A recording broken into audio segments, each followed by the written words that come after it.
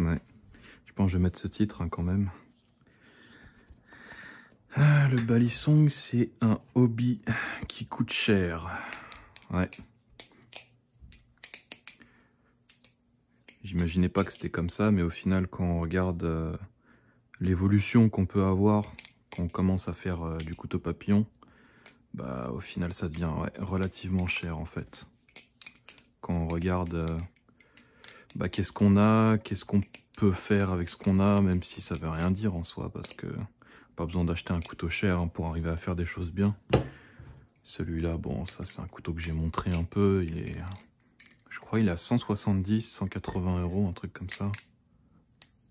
Avec sa version lame tranchante.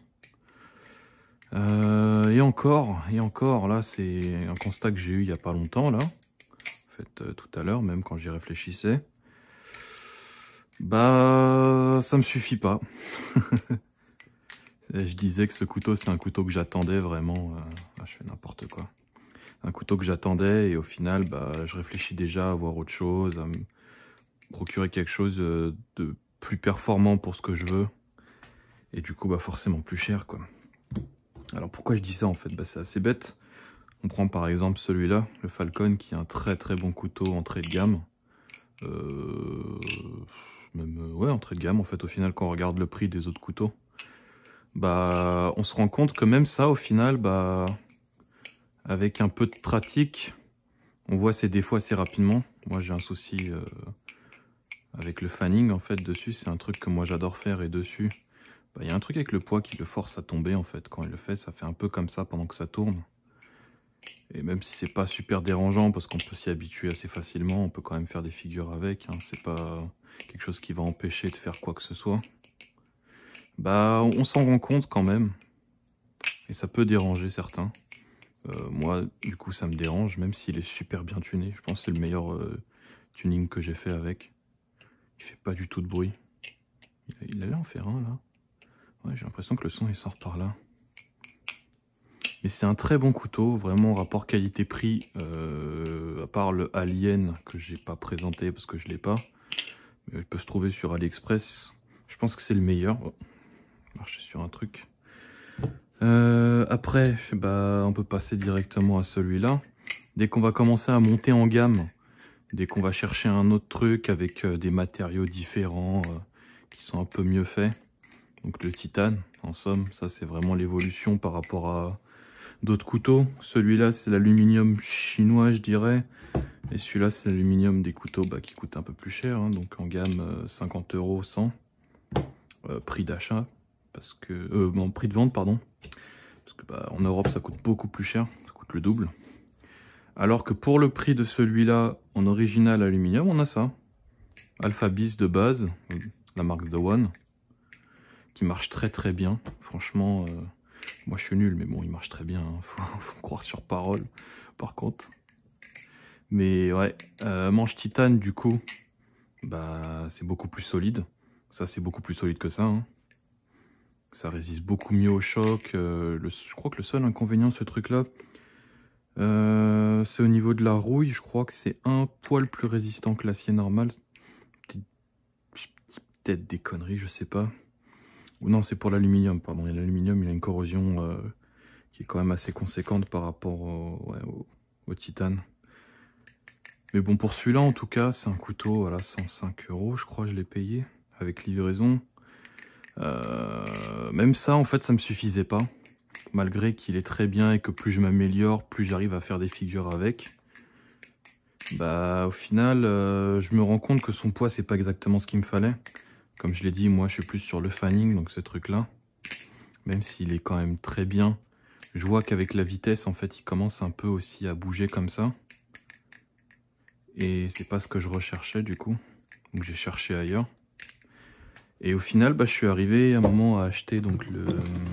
J'en ai acheté d'autres, hein, mais c'est celui-là qui m'a vraiment fait comprendre bah, que même si on y met le prix, on n'a pas forcément ce qu'on veut au terme de performance. Donc il faut s'y connaître dans le hobby, il faut pouvoir avoir aussi un peu d'expérience, il faut avoir flippé quelques couteaux, il faut avoir appris pas mal de figures aussi, je pense que ça aide vachement.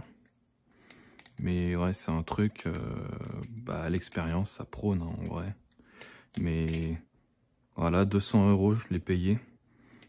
C'était pas du tout ce que je voulais, il était super lourd au niveau des manches. De toute façon, je l'ai montré sur d'autres vidéos.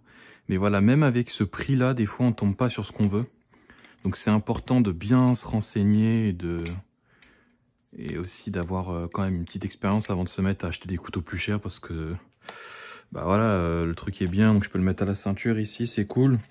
Il est résistant, il est en titane. Le G10, c'est un plastique qui est quand même très solide. Ce couteau-là, il est tombé plusieurs fois.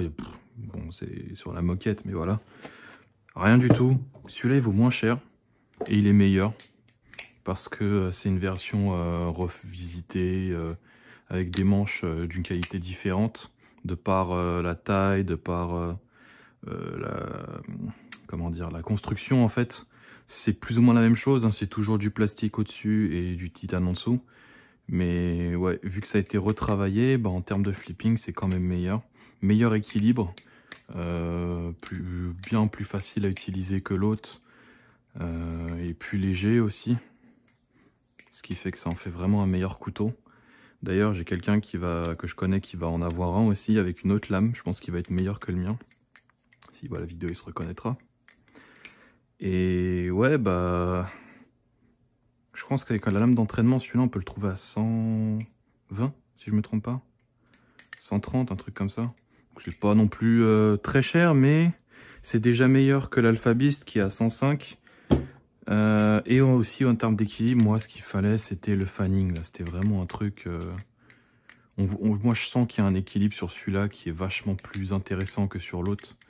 Mais encore une fois, je vois le défaut, en fait, dessus. Je vois la limite, c'est... Avec la vitesse, bah, il commence aussi en perte de vitesse à avoir ce côté un peu qui bouge. Et bah en fait c'est pas trop dérangeant, mais bon on le voit quand même. Et bah du coup on se demande qu'est-ce qui serait mieux pour ce prix-là quoi. Et du coup ouais, ça reste un hobby qui reste assez cher quand on veut vraiment la meilleure performance, au meilleur prix. Il faut quand même mettre un petit budget. Là, je suis en train de réfléchir à prendre un Kraken. Ceux qui connaissent pas, bah, je pense que vous le verrez, c'est juste la version améliorée et réelle de celui-là. Bon, moi, je l'ai détruit, c'est un ancien Kraken, celui-là, mais bon. Ça ressemble avec la même lame. La lame, elle est assez ressemblante. Elle colle, putain, je fais n'importe quoi avec. C'est arrondi à peu près pareil. Bon, c'est un peu plus épais. Évidemment, l'aluminium est meilleur. Il y a beaucoup de choses qui changent par rapport au clone, mais...